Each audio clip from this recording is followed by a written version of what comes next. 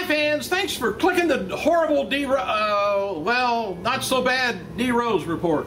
I got some strange news here for you, and let me get started here. Mick Foley performs stand-up for Reverend Bob Levy tonight at Woodland Tavern. That just don't sound right. I don't know what it is. Columbus, Ohio. Check online for more information. Anyway, for the very first time, WWE.com, now catch this, can't believe it, added a wrestler who never competed for WWE to their Luminize section. Who is it? Sting. Anyway, it says Sting's charismatic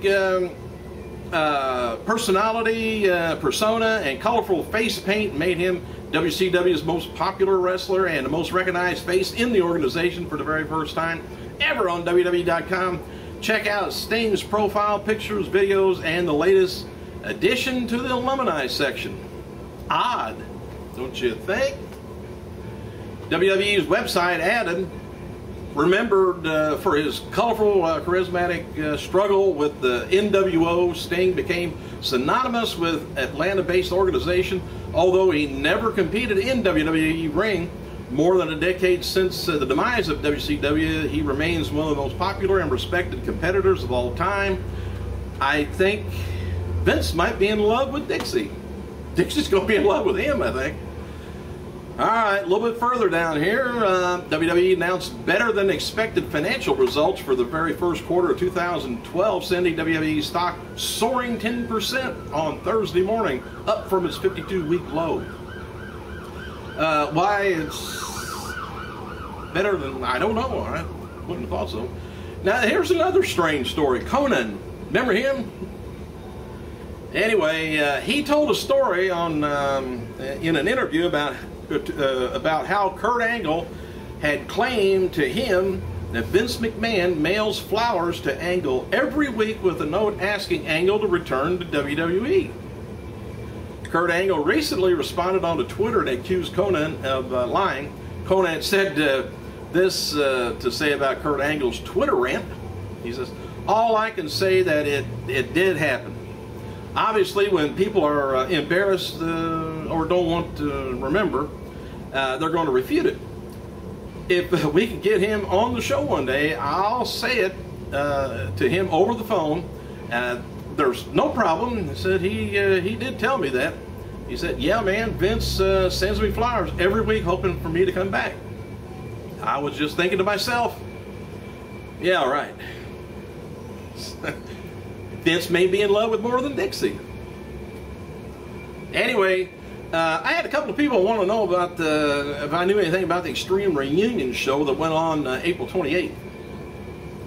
And here's the results from Hershey, Pennsylvania, but rather Philadelphia, Pennsylvania. I don't know how many showed up. If anybody knows, was there or seen, I don't know whether it's been taped, hopefully. I just kind of want to know what the attendance figure was. But anyway, on the show, the Dramatics defeated Ruckus and Blagees by a pinfall. The FBI defeated BWO with a pinfall. C.W. Anderson defeated Al Snow with a pinfall. Axel Rotten, that was in a car wreck later, after the show, defeated Balls Mahoney with a pin. And Angle of the Baldies versus the original Gangstas, New Jack and Mustafa, went to a no contest as Ruckus and G's made the save on Angel. Raven versus Pitbull Gary Wolf went to a no contest, but Pitbull pinned Unknown Guy. Raven introduced the new flock, including now crowd favorite and legitimate cripple guy who calls himself Triple H. Anyway, Raven mocked everyone on how pathetic they are for not moving on and still living in the past. Enter the Sandman song began. Out came Sandman. Sandman cleaned house. Probably with a broom and dustpan, but because last time I seen him, I don't think he could do too much, but drink a beer. Gary Wolf hit the sit-down slam for the pin. Jerry Lynn defeated Devon Storm. And the main event, Shane Douglas defeated Too Cold Scorpio And during the match, 2 masked men got involved. One ended up being Kevin Sullivan, and he attacked Shane Douglas. The other masked man ran in, and it was Todd Gordon. If you don't know who Todd Gordon is, look up the history of ECW. You'll find out. Anyway, today would have been the birthday of Hall of Famer Stu Hart, 97. And looks every day of it. Last time I had seen him, I forget when he passed away, but oh well. Hey, WWE still can't get over Lillian Garcia's entrance ramp fiascos. So now they're looking back on the Squared Circle's funniest bloopers, blunders, calamities, and highlights and lowlights, including Lillian's erroneous introduction to Zack Ryder as Jack Swagger, and the unfortunate debut of the Shockmaster, Mean Gene Okerlund cursing live on TV, and Matt Hardy tumbling, and a lot more. WWE.com also posted Lillian's spills. It says here, after Lillian's recent trip on the entrance ramp left you in stitches, watch the series of hilarious ring trips, falls, and blunders by a host of sports entertainers' top grapplers. And partnership between WWE Classics and Are You Serious? WWE is going to be holding a SmackDown live event at a U.S. Cellular Coliseum, Bloomington, Illinois on June 24th. Online ticket sales start today. WWE releasing their first quarter, well, I already told you about that, calls this morning. Regarding new talent debuting in WWE, William Regal said that this week's episode that he's going to be scouting potential new NXT superstars and would not reveal them by name yet. And Regal promised that we will see new stars debut on NXT in the coming weeks, which I kind of like to see what they've got in line for us. New stuff. All right, F4W Online reports that there were higher-ups in WWE concerning about the amount of blood that Cena bled out at Extreme Rules pay-per-view on Sunday, but they weren't worried about Lesnar's image as much. They don't want to see their cute and clever, face of WWE bleeding. Oh, it's just terrible. Hey, we got through it. Why can't you guys get through it? Higher-ups, my ass. All right. Injured WWE star Wade Barrett, still injured. He was in Philadelphia, Pennsylvania this weekend, shooting a supporting role for WWE Studios' Dead Man Down. It's a romantic thriller starring Colin Farrell as a crime lord, plus Terrence Howard, Armin Hassan, Dominic Cooper, and Naomi Rapace. All I've heard on. WWE has partnered with IM Global on a $30 million contract, project. No word yet on Barrett's character. The movie is scheduled for 2013 release. It's going to be promoted by WWE, kind of a partnership deal, which maybe it'll turn out better for them this way. You get them out of the movie business. WWE's website has a new article up looking at Kimura lock submission, which the hold that Brock Lesnar uses on Cena and Triple H during WWE and after returning in April. They wrote, said, no surprise, Brock will use a lot, utilizing a Brazilian Jiu-Jitsu maneuver to wreak havoc in his return to WWE.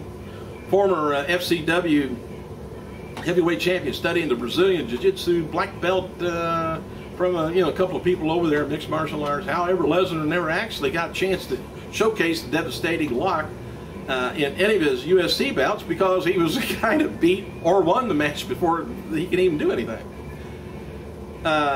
Anyway, it inflicts bodily harm on his opponents, frightening territory for the behemoth to be into and putting it on people. So they're comparing it to the Undertaker's Hell's Gate, which is, I would have thought Hell's Gate was around the throat and maybe his arms were, they're out of position on that. Hell's Gate around here, rear lock, they don't know. All right, Bret Hart and former WWE diva Jillian Hall, they're going to be appearing at Wrestling Universe Store, Flushing, New York, Saturday, 11 o'clock till 1 o'clock. Brock Lesnar and John Cena, they're featured on the cover of the 2012 WWE Extreme Rules DVD. It will be released in North America May 29th. Save your money up. WWE star, remember old Husky Harris? He's being advertised for Friday's Raw event in Huntsville, Alabama, in a match against Alex Riley. Husky recently debuted under a new gimmick in FCW. Is going to be bringing that to WWE's main roster, which I already thought he got they're using his old name, but I thought he got a new name too. WWE's Punk versus Mark Henry and John Cena versus Lord Tensai is being advertised for the Huntsville shows. Cena and Tensai will be wrestling each other at live events during their feud because the feud between Cena and John Laurinaitis. Henchman. I remember I said that months ago. He was going to be his henchman. Let's see, where was I? Oh, the Ultimate Warrior recently joined Mr. St. Laurent on MLW Radio. And it's the official podcast for Major League Wrestling, I guess. And full interview is available on MLW.com with the Warrior talking about his time with WWE, Vince McMahon, CM Punk, and the upcoming reality show and more. Below is well, anyway, Warrior talks about his relationship with Vince McMahon.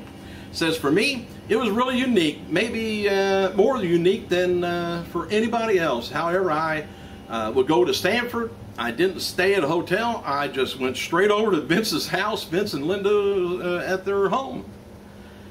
He said Shane was there at the time, and he was in high school, and I had a big brother and a little brother relationship with him, and that's the way I would describe it. I was very close to all of them. Oh, I'm okay now. For me, it was really unique. He said probably, and maybe more unique than anybody else. I remember taking long walks on the property outside there with Vince. I remember talking about even beyond the Ultimate Warrior's time as champion, or things about today that years down the road that he would still be Ultimate Warrior as a persona, and me as a person who would still be a part of his family. It was very close and very intimate. Anyway, I don't think that it was like that at all today, and I don't remember anybody else being given that courtesy or allowed that openness to their family as I was back then. I gotta go.